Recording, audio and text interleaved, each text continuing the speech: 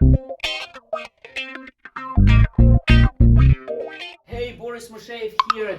Welcome to my channel. Every Tuesday I release a tax strategy video. So if you're not subscribed to my channel, hit the subscribe and the bell icon. And I want to let you know that last week I recorded a video on 15 tax deductions for business owners. The video was so awesome that I gave so much value there. We went into the 12th deduction. So that was part one. This is part two. We're going to continue where I left off last time. So if you did not finish watching it, definitely enjoy it. I got a lot of information coming. But in the other video, I talked about 15, we didn't get to 15 with the 12 deductions, right? And I talked about a lot of stuff there. I needed to cut that video short so that we can not to make a really, really long video. But anyways, we are continuing part two today. So we should put a link to a video for you. By the way, in that first video, I talk about how I wrote off my Disneyland expense with my family, so you might want to check out the video. Part one, we're going to put the link for you below. Anyways, we're going to continue, okay, with deduction number 13. All right, so where were we? Let me actually... Cool. So for those of you that are continuing to watch from last time, or for those of you that are watching for the first time, let's talk about, so we are on the list of 15 expense. Okay, so we're on the list of 15 expense. The next one is really, man, education, right? I want to tell you something really, really crazy, okay? Again, I just want to reference back to the part one video. Please, if you haven't watched it, after this, watch it. Over there, I talk about how you can make practically any expense a tax-deductible expense, like my trip to Disney World, okay? So that was important. I talked about ordinary and necessary. But we're going to talk about the rest of the expenses here. The next one on the list is education, okay? So here's a crazy thing. I want to tell you a story, okay? Years ago, well, not that many years ago. What year is this now? 2022. So we're talking about 2016, maybe 17, right? Before I opened up my tax planning firm. My name is Boris Moshe. For those of you who don't know me, I'm a CPA and a tax strategist. We do not help our clients save millions of dollars on taxes doing tax planning. And anyways, so years ago when I used to work in a CPA tax office as a tax preparer, those days when I couldn't help my clients save money on taxes because I was putting the right numbers in the right boxes, unfortunately, right? There's a mom that came to me to do her taxes. She's a single mom and her daughter goes to college, right? So she's a single mom and and her income was $85,000 or $80,000. I think it was no, it was more than that. It was 89, I think, right? I remember this. And her daughter went to college and she did not qualify for financial aid. So it saddens me to even every time I mention it, right? She makes $89,000. Her daughter goes to college. Now in America, we get two types of credits for education, all right? We have we have the American Opportunity Credit, which is, what the hell was that? 4,000? No, it was 2,500, right? American Opportunity Credit. Basically, if you go to college and you pay for your college tuition, you get $2,500 back from the government, like it's a credit, or you get lifetime learning credit. So if you're not in undergrad, you get like a $2,000 maximum credit. Whatever, there's calculation about. But the point is that this mom, a nurse, a single mom, makes $89,000, pays for her daughter to be in college. She doesn't get financial aid, and guess what? She can't claim this credit. It's mind-boggling because she's over the income threshold. I think that at that time the threshold was $80,000 or something, and she's a single mom. She can't claim it. I was like, man, that really saddened me. Okay, that really saddened me. And now me being an entrepreneur and a business owner, I think about this, right? And a business owner can take education deduction, but a single mom can't, right? That tells you a lot about how important it is for you to run your business, okay? And being able to pretty much deduct everything that you can, only if you know the rules. If you do section 162, which I talk about in that video as well. As a matter of fact, I am going to ask our editor, right? A video editor, to insert a video in right now about section 162 because I keep referencing it from my prior video. We're going to play that video for a few minutes, right? And then we're going to come back here. So the reason I want you to play that video is that I want you to understand how you can pretty much make anything tax deductible. And then we're going to come back here and talk about education. Video editor, please, let's have that section of video about section 162. Let's go. So section 162 of the IRS code, I don't know why I'm writing like this. The section 162 of the IRS code says that the expense has to be ordinary and necessary. Okay? In order for expense to be deductible as a business deduction, it has to be ordinary and necessary. I want you to pay attention to this, okay? I really want you to pay attention to this. I'm not teaching you a tax course. I'm teaching you a tax hack. Listen to this. Expense has to be ordinary and necessary. So when you have an expense that you cannot deduct for the business, whatever it is, it's a personal expense, never assume right away that's it. It's not, you can't write it off. Instead of asking, what is tax deductible? Ask, how can I deduct it? Make sense? If you classify your expense, something that is ordinary in the course of the business, in the same industry that you're in, and it's necessary for you to produce your income, right? Like, is the expense ordinary in your industry? Is it necessary for you to be able to produce income, right? Then that makes it deductible, okay? That makes it deductible. Now, sometimes you will come across an expense that you cannot deduct, okay? Sometimes you'll come across, but then instead of that, be like, okay, how can I make it deductible? How is this ordinary to my business? And how is this necessary to my business? Will having this expense produce income for me? And can you document that? Right? You're like, well, Boris, you keep talking and talking and talking about it. Can you give an example? Yeah, absolutely can. I recently traveled to a Disney World with my family. Okay, Disneyland or Disney World? I don't know, what's in Orlando? I don't know.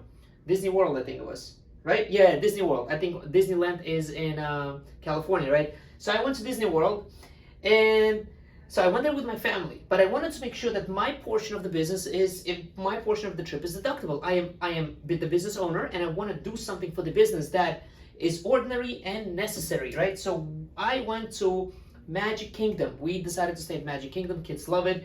It was my daughter's 5-year birthday. This was this past August. We're like, all right, great, let's go. It was a last-minute decision. A week before the trip, we booked one of those cabins they have. Super, super nice. We got those go-karts. It was just, the whole experience was super amazing. Honestly, like, it was amazing. So I was like, all right, how can I make this trip deductible? So I was like, you know what? I am in a Magic Kingdom, right? And what I'm going to do is that I am going to record a video with the Magic Kingdom in the background of me, and I'm going to make a magic offer. Okay? So for those of you who don't know me, my name is Boris Mushev. I'm a CPA, I'm a tax strategist, and I run what's called a 4-day tax reduction bootcamp. During 4 days with a business owner, I teach them how to pay less in taxes. Now, I wanted to make an offer, right? It's a free bootcamp to attend. Anybody that wants to join, we'll put the link in the in the description below. But anybody that wants to join, right? When they join in, on the next page, they're offered to buy a replay, right? And the replay is a magic offer, right? So I was in a Magic Kingdom recording a sales video, right? For those of you who are doing marketing for your business, you know what I mean. There's a page with a sale, with a short video with me trying to make a sale and encourage people why they should buy the recording and why it will benefit them, right? In case they cannot attend live. So I said, you know what? I'm making a magic offer, a one-time magic offer. I'm a Magic Kingdom. I'm having a great time over here. So because I'm in a Magic Kingdom, I'm making you a magic offer. You can get this for $97, this recording. Is this expense ordinary? Well, the fact that, going to Magic Kingdom might not be ordinary, but is marketing ordinary in my course of business to do something like this? Because I run a lot of marketing campaigns. We spend tons of money on marketing. We have videos and ads all over, so it is definitely ordinary for me. Was it necessary to produce income? Yes, it was. We produced income and we sold a lot of bootcamp recordings for those people that couldn't attend live. So was this an ordinary and necessary expense for me? It was. Was I able to deduct my travel, which we traveled by car, by the way, because we were staying in the summer in Miami with a family, and then from there we drove to Orlando. So my car travel, my stay at the hotel, and my ticket to Magic Kingdom for that one day that I was there, that I needed to shoot that video, where and my wife and I spent like a long time trying to shoot a video. It was noisy, it was background, so we really were working while the kids were hanging out in the background doing whatever they needed to do, and we were there working, shooting the video, reshooting. Why? It was ordinary and was necessary. Produced income, definitely produced income. We sold a bunch of recordings. Okay, cool. Now that we are back, okay, we're talking about education, okay? We talked about the single mom and so forth, right? Now, when you are a business owner, guess what? Look, if you thought education is done when you finish school, that's not true. You know that. You keep traveling to conferences, you're paying for your coaching, you're paying for professional development. All of that is 100% tax deductible.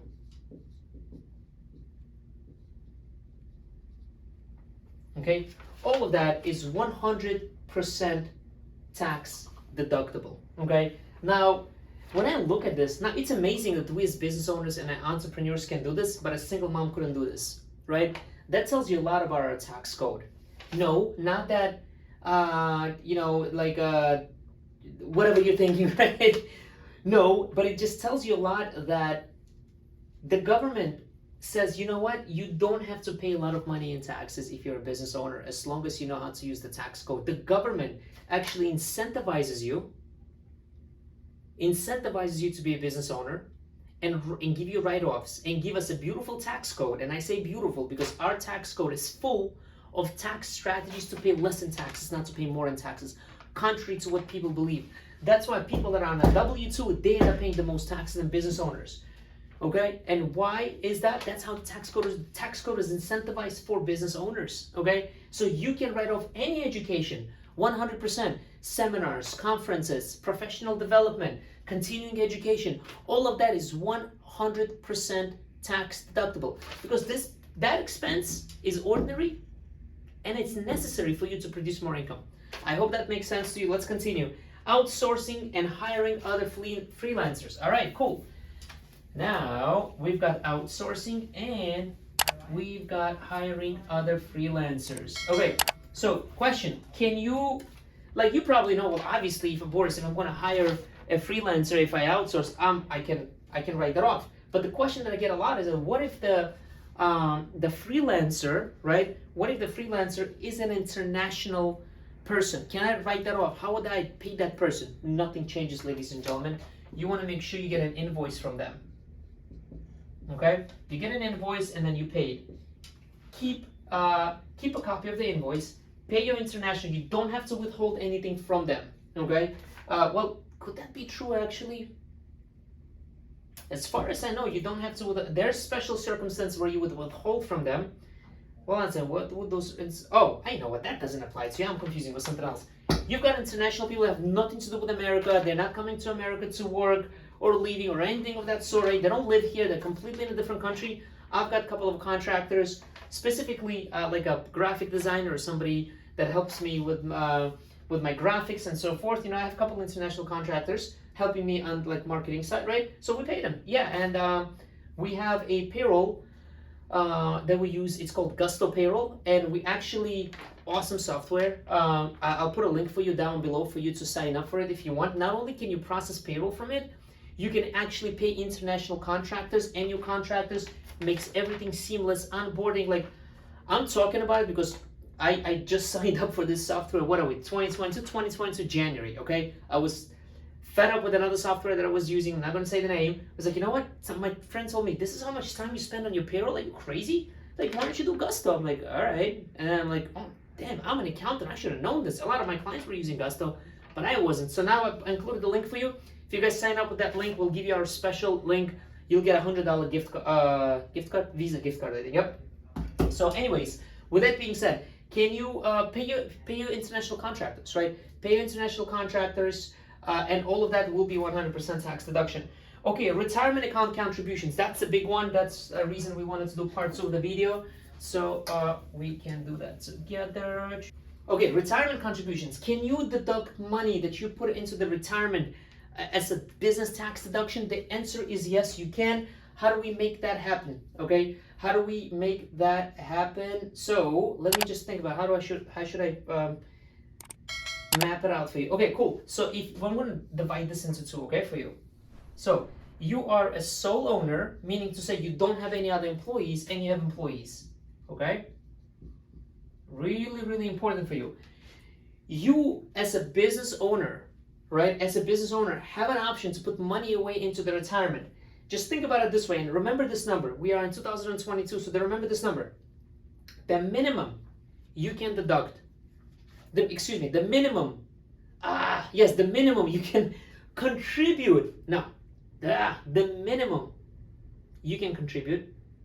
I shouldn't say that. How should I say it properly? Man, I'm having problem with my English. You can contribute up to $20,500 or more. Did I say that right in English? This is so dumb, I can't even say it. Okay, cool. As a sole owner, you have an option to open up a SEP IRA account, or you have an option to open up a solo 401k.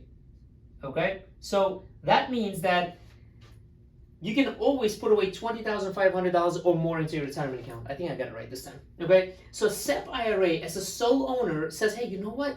If you are a single member LLC or a sole proprietor, you can put away 20%, or if you're an S corporation, 25% of your net profit. That's amazing, right? So you made $100,000, you got $25,000 you can write off. If you have a solo 401k, meaning to say a 401k for a solo owner, the government says, you know what? You can do 25% of net profit. No. Did I say it right? No, I'm sorry. You can do, this is bad, right? 25% of your salary, 25% of your W-2, and you can do $20,500 from your own paycheck, right? So like, Boris, what's the number that I can always put away, maximum, bam, just kind of bang it out, blah, blah, blah. Like, and, you know, the maximum contribution is $61,000, but you can always do $20,500. Complete write-off. You're in 30% bracket, bam, $6,000 in savings. If you have employees, then you can open up what's called a 401k. Okay, that's it. 401k, you open up a 401k. You as an employee can, again, put away $20,500. Now, this number can be $27,000 if you're over the age of 50, okay? And your employees can put away 3%. So you don't have to contribute same amount that you contribute to yourself. They can do 3% and you can match them, right? So if employee Joe puts away 3% out of $100,000 salary, you're going to match that, right? But you have no obligation to match them over that. So if Joe starts putting away $20,000, it's not your obligation as a business owner, right? So can you open up retirement accounts? You absolutely can, and you absolutely should. You don't necessarily have to invest it, right? Because what happens at the end of the year when you come to file your taxes? At the end of the year, when you come to file your taxes, this is what happens. Oh, what if I put money into my retirement account? Did you open one? No. Well, you can't open all retirement accounts, right? Some accounts, like SEP IRA, you can open after December 31st. Some other accounts, you cannot, right? Did you plan? No. I always say, if you have a tax preparer, you do not have a tax planner. If you have a profitable business, I can guarantee you that you are overpaying in taxes, okay? So, how do I know that? Guys, I've been doing tax planning for years now, okay? Just last year alone, we saved our clients an estimate of $3.4 million in estimated taxes from their taxes, right? Man, is this like the end of the day that I'm getting tired? Cool. So, with that being said, okay? So, we got the solo 401k, and we got the one with the employees and the SEP IRA. Cool. The next one on the list, and the biggest one, was the retirement account, okay?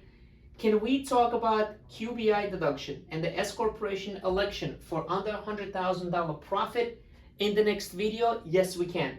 That will be part 3 of our 15 tax deductions, okay? So I will release that video next week.